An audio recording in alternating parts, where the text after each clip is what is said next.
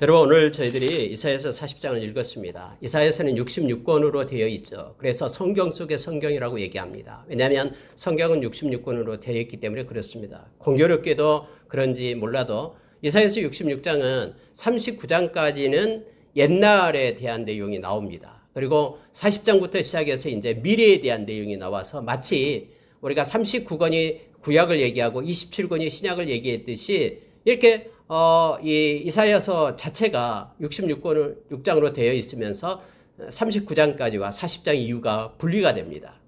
오늘 저희들은 이제 40장을 읽었고요. 40장에서 몇 가지 것을 우리가 나누기를 원합니다. 그리고 40장에서는 특히 소망이 있고 미래의 희망이 되는 내용들로 연결이 되어 있음을 보게 됩니다.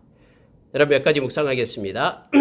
40장 3절에 보면은 외치는 자의 소리여 이르되 너희는 광야에서 여호와의 길을 예비하라, 사막에서 우리의 하나님의 대로를 평탄하게 하라 하면서 이제 주님이 오실 길을 준비하라고 말합니다. 물론 이거 신약에 와서는 우리 주님이 오실 때 광야에서 외치는 자의 소리가 있었죠.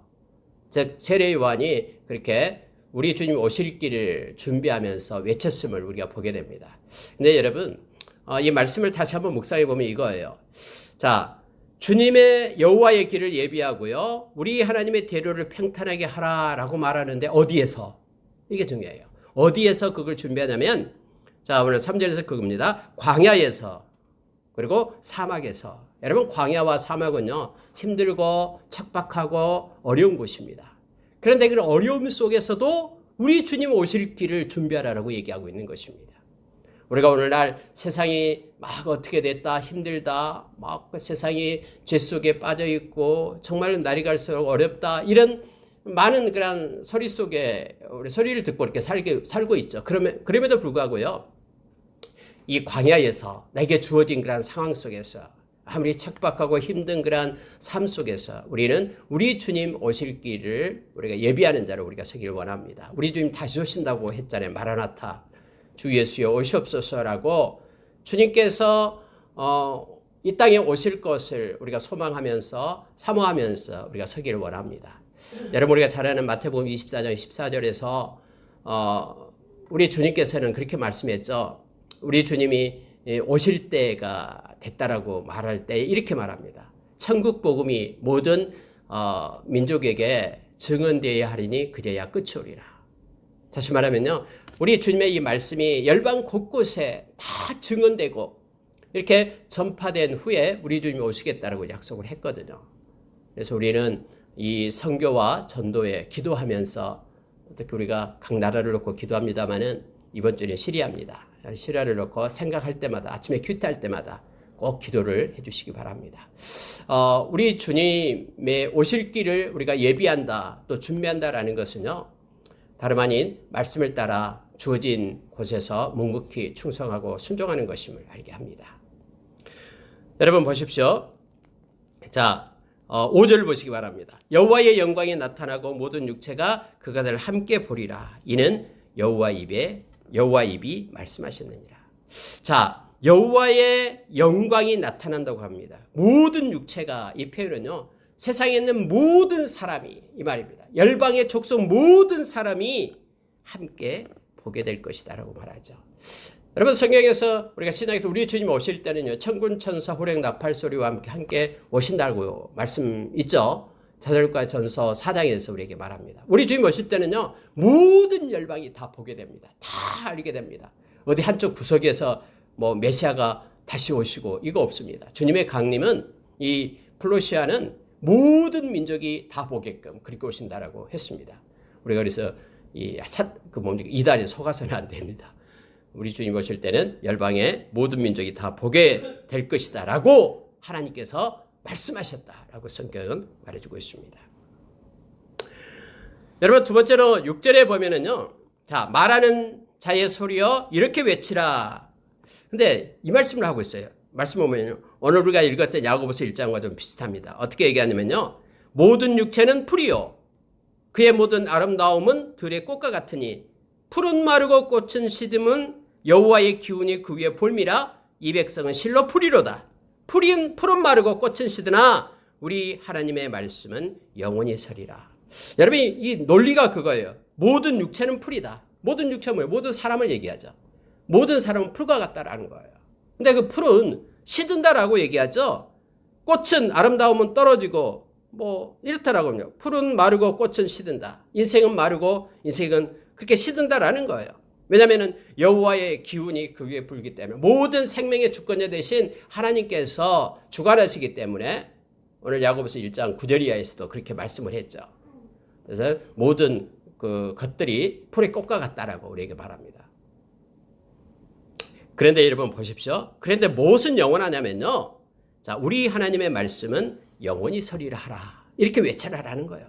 다 없어지고 다 그렇게 소멸되지만은 하나님의 말씀만은 끝까지 그대로 성취되고 이루어진다라는 것을 외치라라고 말하고 있는 거예요. 결국은 세상의 모든 것들이 하나님의 이 말씀, 소멸되지 않는 영원한 그래 하나님의 말씀대로 이루어지고 성취됨을 보게 되는 겁니다. 그래서 여러분 이렇게 너희는 외치라라고 말할 때에 하나님의 말씀을 우리가 붙잡고 살아가는 자라고 우리가 서기를 원합니다. 그리고 하나님이 말씀하신 것은 반드시 이루어짐을 우리가 합니다. 그리고 여러분 세 번째로 가면은요 이 말씀을 하고 있습니다. 자, 10절을 한번 보시기 바랍니다. 보라 주 여호와께서 장차 강한 자로 임하실 것이요 친히 그의 팔로 다스리실 것이라. 보라 상급이 그에게 있고 보응이 그 앞에 있으며. 우리 주님이 오셔서 이제 다스리고 통치하시는데 성경이 이렇게 표현하는 거예요. 뭐가 있다고 성경이 말합니까? 상급이 있고 보응이 그의 앞에 있다라고 말합니다. 하나님께서는 친히 당신이 다스릴 거예요. 하나님의 나라는. 우리 주님이 왕이 되어서 우리가 주님과 함께 하나님의 나라를 다스리고 통치한다라고 말하죠. 근데 하나님, 우리 주님이 다시 오실 때는 언제나 상급과 보응이 있다라고 말합니다. 여러분 요한계시록 22장에 보면은 우리 주님이 지금 손에 상을 가지고 오고 있다라는 표현으로 우리에게 말해주고 있죠. 그래서 우리 주님을 만날 때는요 반드시 상급과 보응이 있습니다. 우리가 이걸 기억하길 원합니다. 그래서 여러분 우리가 이 세상에서 하나님이 좀 은혜 주시고 어떤 복을 안 준다고 해서 그것 때문에 힘들어할 것 없어요. 이미 우리 주님 만날 때 의의 멸관 기억하고요. 우리 주님 만날 때 주님이 주시는 상급과 보응을 우리가 소망하며 기다리기를 원합니다. 천리역정에서도 그렇게 나왔듯이요. 우리가 이 땅에서 다 받아먹고 우리 주님 만날 때 아무것도 주님 앞에 받을 게 없다 그러면 그것도 아름답지 못하죠. 왜냐하면 주님께 만날 때 주님이 주시는 상급과 보응은 그 영원한 것이거든요. 이 땅에서 받아본 지금 우리가 이제 저도 아까 잠깐 출입 안 들면서 얘기를 했습니다만은 청은이는 제가 절반 살았다고 얘기하는데 살 날이 별로 남지 않았어요. 실제적으로 지금 산 날보다 물론 우리 성진이는 살 날이요 엄청 많이 남았지만 우리는 그래요. 절반 살았다 그러면은 100살, 100몇 살 살 수가 없잖아요. 그러니까 지금 받아봤자 이게 유효기간이 조금밖에 안 남은 거예요. 차라리 하나님께서는 우리를 그래도 책임지실 겁니다. 이 땅에서도. 그리고 영원히 하나님의 나라를 바라보면서 우리 주님이 준비해 주신 상급과 보응을 우리가 기다리길 원합니다. 그래서 사람의 그런 눈치와 사람의 칭찬에 우리가 얽매이지 말고 온전히 어떤 순간에도 하나님을 바라보면서 나가는 자 되기를 원합니다. 자, 11절 한번 보시기 바랍니다. 그는 목자같이 양떼를 먹이시며 어린 양을 그 팔로 모아 품에 안으시며 젖먹이는 암것들을 온순히 인도하시리로다. 미래적인 표현이거든요. 우리 주님이 그렇게 한다라는 거예요. 여러분 혹시 이 성화 같은 데서 이렇게 목자가 어린 양을 품에 안고 있는 그런 거 그림 보셨죠? 바로 이 말씀 때문에요. 이 말씀 때문에요. 이 말씀에서 마치 목자같이 양떼를 먹이고 어린 양을 팔로 모아서 품에 안고 젖먹이는 암컷들을 갖다 온순히 인도하고 이러한 선한 목자 되신 예수 그리스도를 성경은 우리에게 가르쳐 줍니다. 우리 주님이 그렇게 우리를 인도하실 거고 생명수 샘으로 인도할 것이다라고 요한계시록에 말하고 있죠. 요한계시록 7장과 14절에 보면은요. 거룩한 무리들을 흰옷 입은 하나님의 백성들이 예수 그리스도를 막 따라가는 거예요. 어디로 인도하든지 그를 따라가는데 예수님께서는 우리를 생명샘으로 인도하신다라고 성경에 기록되어 있죠. 요한복음 10장에서는 예수님께서 선한 목자고 저희들이 양이다라고 말합니다. 근데 양들은 특징이 양들은 목자의 음성을 듣는다라고 얘기합니다. 그리고 목자는 양들을 다 안다. 일일이 안다라는 거예요. 그래 양들의 이름을 불러낸다라고 말합니다. 우리 주님이 진짜 그렇습니다. 에이, 우리 주님 나는 모르겠지. 저 열심히 일하는 저 사람은 잘 알아주고 나는 잘 모르겠지. 아니에요. 우리 주님께서는 시편의 말을 빌리면요. 시편에는 별들 하나하나 별들의 이름을 다 부른다라고 말하죠. 선한 목자는 우리 각자의 이름을 부르고요. 또 그 목자 대신 선한 목자 대신 우리 주님은 우리와 함께합니다. 양들은 그의 음성을 듣고 그를 따라가는 자가 양이다라고 얘기합니다. 우리가 평생 주님과 함께 동행하고 주님을 따르는 자라 우리가 서기를 원합니다. 우리 주님은 우리를 버리지 않습니다. 먹이십니다. 그리고 품에 안으십니다. 그리고 여기 성경에 온순히 인도하신다고 되어 있죠. 우리가 연약할 때 온순히 온전하게 그리고 순수하게 우리를 인도하시고 이끄시는 분이 우리 주님이다라고 성경은 표현하고 있습니다. 여러분 이제 하나님에 대해서 12장 이하에는 하나님이 얼마나 위대하신 분인가를 성경은 묘사하고 있어요. 그분은 우리하고는 비교도 안 된다라는 거예요. 근데 그분이 우리의 아버지 되신다라는 걸 우리가 기억할 때 너무나 큰 은혜가 우리 가운데 임합니다. 여러분 15절 한번 보세요. 보라 그에게는 하나님에게는 열방이 세상의 모든 천지가 통에 한 방울 물과 같고 하나님에 보면은 이걸 그렇게 비교해서 표현하는 거예요. 이 세상 모든 것들은 이 물 한 방울 정도밖에 안 된다라고 얘기해요. 심지어 저울에 그렇죠? 저울에 작은 티끌 하나의 티에 불과하다. 섬들은 뭐 바다에 섬들이 많잖아요. 떠오르는 먼지 같다라고 표현을 합니다. 이처럼 하나님과 비교하면 이 세상의 것들은 아무것도 아니다라는 걸 지금 말하고 있어요. 그럼 모든 우주의 주인이신 주권자 되신 그 하나님께서 우리 아버지 되시고 우리를 사랑하고 그리고 우리를 책임진다라고 성경 우리에게 가르쳐 줍니다. 자, 17절 한번 볼까요? 그 앞에는 모든 열방이 아무것도 아니라 그는 그들을 없는 것 같이 빈 것 같이 여기시느니라. 뭐 우리는 막 이 세상 보면 엄청나게 크고 또 뭐 우리 뭐 돈 없는 우리들은 막 뭐 몇십억 또 몇백억 그러면 엄청나게 큰 걸 보이잖아요. 근데 하나님은 이게 아무것도 아니다. 빈 것처럼 이렇게 표현을 하고 있습니다. 여러분 그 하나님이 우리를 책임진다고 했으니 그 하나님 의지하고 매일 어떤 상황에서 기쁨으로 우리가 살아가기를 원합니다. 여러분 18절을 보니까 이거예요. 그런즉 너희가 하나님을 누구와 같다 하겠으며 무슨 형상을 그에게 비기겠느냐. 하나님과 비교할 수 없다라는 거예요. 하나님이 누구와 같다 말할 수도 없고요. 하면서 쭉 이제 하나님에 대해서 이렇게 나타나고 있습니다. 자, 23절로 넘어갈게요.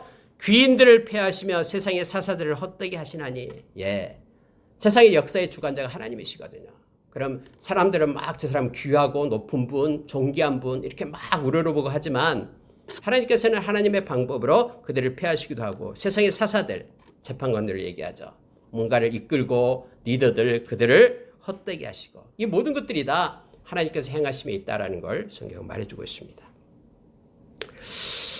그래서 여러분 자 25절 보니까요. 거룩하신 이가 이르시되 그런즉 계속 나열한 다음에 너희가 나를 누구에게 비교하여 나를 그와 동등하게 하겠느냐 하시니라. 너희는 눈을 높이 들어 누가 이 모든 것을 창조하였나 보라. 주께서는 수요대로 만상을 이끌어내시고 그들의 모든 이름을 부르시나니 그의 권세가 크고 그의 능력이 강함으로 하나도 빠짐이 없느니라. 이 말씀을 볼 때요. 너무너무나 위대하시고 그리고 높으신 우리 주님을 말씀 가운데 우리가 만나게 되는 거예요. 그래서 우리가 특히 하나님의 그 성품 그리고 성경에서 말한 하나님의 그 위대하심을 우리가 묵상하게 될 때요. 우리 가운데는 큰 힘이 공급됩니다. 막 우리가 막 짓눌고 있고 힘들고 있는 이 문제는 아무것도 아닌 것처럼 적어지는. 그러나 우리가 문제만을 바라보게 될 때는 하나님이 없어. 그리고 막 문제가 너무 커서 말을 막 짓누리고 잠 못 이루게 하고 막 하는 거예요. 근데 이 크고 위대하시고 광대하신 그 하나님을 우리가 기억할 때 우리에게 주어진 작은 문제들, 이 문제들은 점점점 줄어들어서 그것이 우리를 끌고 가지 못하고 우리의 마음을 상하게 하지 못함을 우리가 알게 됩니다. 여러분 27절 볼게요. 야고바 27절부터 31절까지가 우리가 40장에서 가장 많이 알고 있는 것 중에 하나죠. 야고바 그러면 하나님의 백성 저와 여러분을 부르는 거예요. 야고바 어찌하여 내가 말하며 이스라엘아 내가 이르기를 내 길은 여호와께 숨겨졌으며 내 송사는 내 하나님에게서 벗어난다 하느냐. 하나님께서 말씀하고 우리에게 전하고 싶은 일이 이거예요. 내 백성아, 왜 너는 내가 이렇게 다 알고 있고 위대한 하나님인데 왜 너는 내 길은 여호와께 숨겨졌으며 이렇게 말하느냐. 내 인생 하나님한테는 감춰져 있어. 하나님이 내 인생에 개입을 안 하신가 봐. 내 인생은 하나님이 개입하다면 왜 이 모양이야 하면서 왜 그렇게 얘기하느냐라는 거예요. 하나님의 계획이 있는데 인생은. 그래서 여러분 이렇게 지금 말씀합니다. 내 길은 여호와께 숨겨졌으며 내 송사는 내 하나님에게서 벗어난다 하느냐. 내 송사 지금 여러 가지 문제가 얽매여 있어요. 인생에 있어서. 그런데 이 문제가 풀리지 않는 거예요. 하나님이 간섭 안 한가 봐. 하나님이 나에게 은혜 안 베푼가 봐 하면서 왜 벗어난다고 말하느냐라고 지금 하나님께서는 반문합니다. 너는 알지 못하였느냐 듣지 못하였느냐 28절이에요. 영원하신 하나님 여호와 땅끝까지 창조하신 이는 피곤하지 않으시며 곤비하지 않으시며 명철이 한이 없으시며 피곤한 자에게는 능력을 주시며 무능한 자에게는 힘을 더하시나니 소년이라도 곤비하고 피곤하며 곤비하며 장정이라도 넘어지며 쓰러지되 오직 여호와를 앙망하는 자는 새 힘을 얻으리니. 그래서 여러분 계속해서 말씀이 연결되어 있잖아요. 하나님께서는 능력이 많으시고요. 힘을 공급하십니다. 그분은 피곤해하지도 않고요. 곤비하지도 않고 그 명체는 한이 없다라고. 이거 못 들었냐? 하면서 지금 하나님께서 우리에게 질문하고 있는 내용입니다. 그러니 나는 나만 의지하라. 이 의지하다라는 게 앙망하다, 이 소망한다라는 것이죠.